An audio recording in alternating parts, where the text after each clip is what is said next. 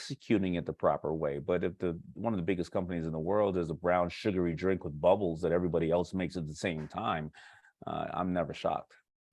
Is there like one product that stands out to you that's just like, man, I just wish that was mine? Like it's the one that got away. The only one that I see, so for the most part, when we pass on them or we lose on something wasn't right for us, right? Ring doorbell, even Jamie said he was asking too much when he came into the tank, and then he went out and he reduced his ask.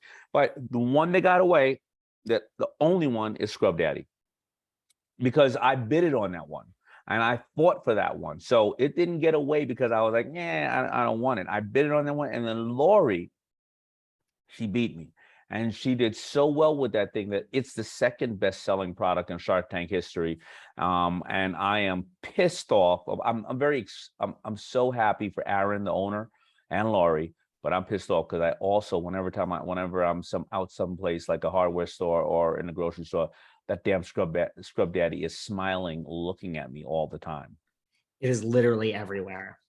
Well, listen, we talked about which sharks would be great on The Masked Singer. I think of some of like, your guest sharks that you've had over the years that would be good on The Masked Singer. But what was it like, guesting with like Bethenny Frankel, now Gwyneth Paltrow?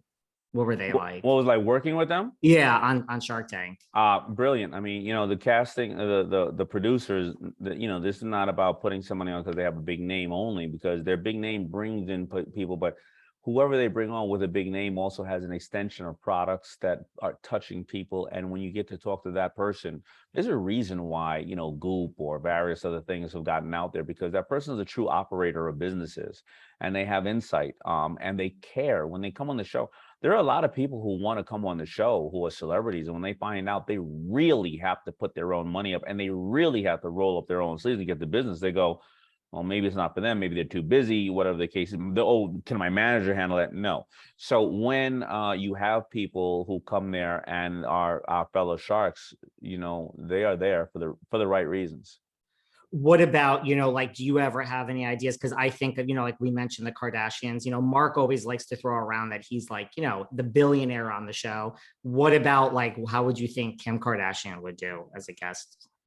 I think Kim is great. I think Kim is amazing. I worked with the girls in their earlier years, and I still, talk to Chris from time to time, and they've done amazing. 100%. They're real operators of their businesses. They would do great. 100%.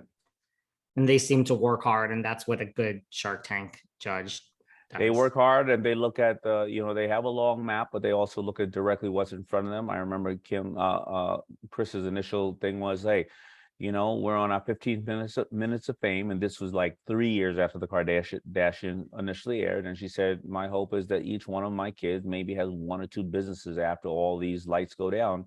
And, that was about 13, 14 years ago that Chris and I had that conversation. Wow. What advice would you give on if one of your guests, like we said, like Kevin, Lori may not do it, but what if, somebody did want to come on The Masked Singer, Robert, like what advice would you give them? Have fun. That at the end of the day, you're most likely not going to be able to compete on the level of some of these professional singers. So, what else can you do? Can you dance? Can you have fun? Can your energy just be so out of this world that people just want to root for you because they feel like, you're a child or a kid in that moment, just having the best time of your life, and just do that. It was all about having fun. I didn't let it get to me. If you think about it, people talk about drop the mic. You're not supposed to drop the mic in the beginning of the performance. It's usually at the end. If you smoke the performance, I dropped the mic. I didn't stop. I had a good time. And that was part of, I think, the beauty of it, of being a little vulnerable for people to say, I want to root for that person. What about, I'm always interested to see what songs people choose. Like who do you like in music, either past or present? Like who are your musical favorites? My musical favorites? I don't know. Yeah. Listen, lately I've been listening to Jim Croce. I like James Taylor, but I like Chris Brown as well, and Bob Marley and Stevie Wonder. But my favorite of all times in all-time history is Prince.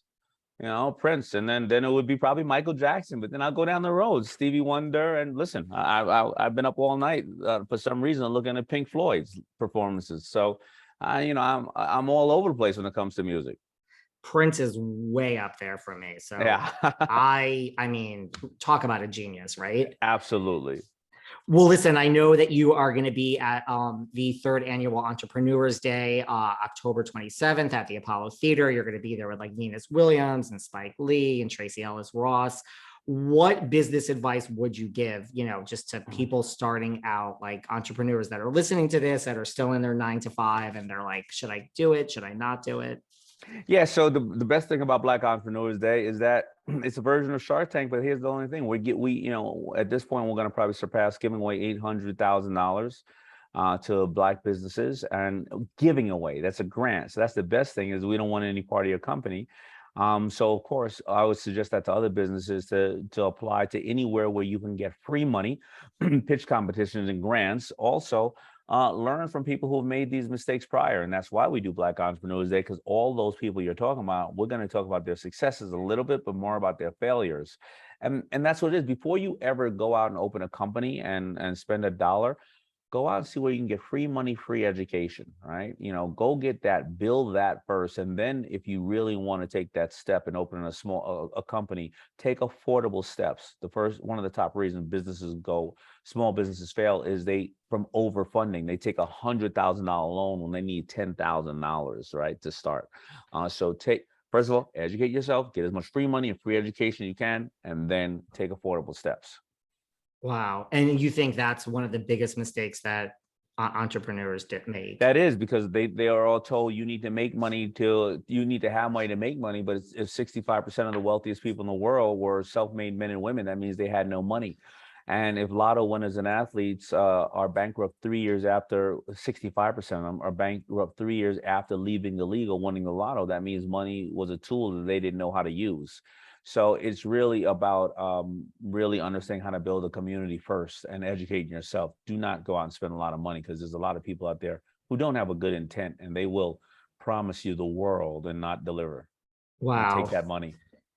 And as we wrap up, like, what have you learned anything? I mean, I know it was, you were here for a few weeks. Have you learned anything about yourself through this experience on The Masked Singer that you didn't know before?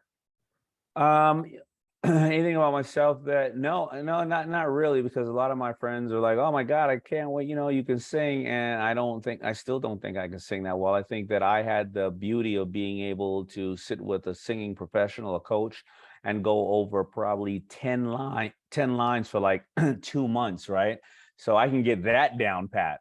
Other than that, I just learned that something about myself, that I'm always going to be willing to be vulnerable and put myself out there and learn, and be judged, because I think that's the only way that we can improve. Amazing. Well, I've thoroughly enjoyed watching you. I've enjoyed watching you for 14 years on Shark Tank. So thank you for that. And I hope this show goes on forever, both Masked Singer and Shark Tank. I hope the same. Thank you so much, Dave. Take care.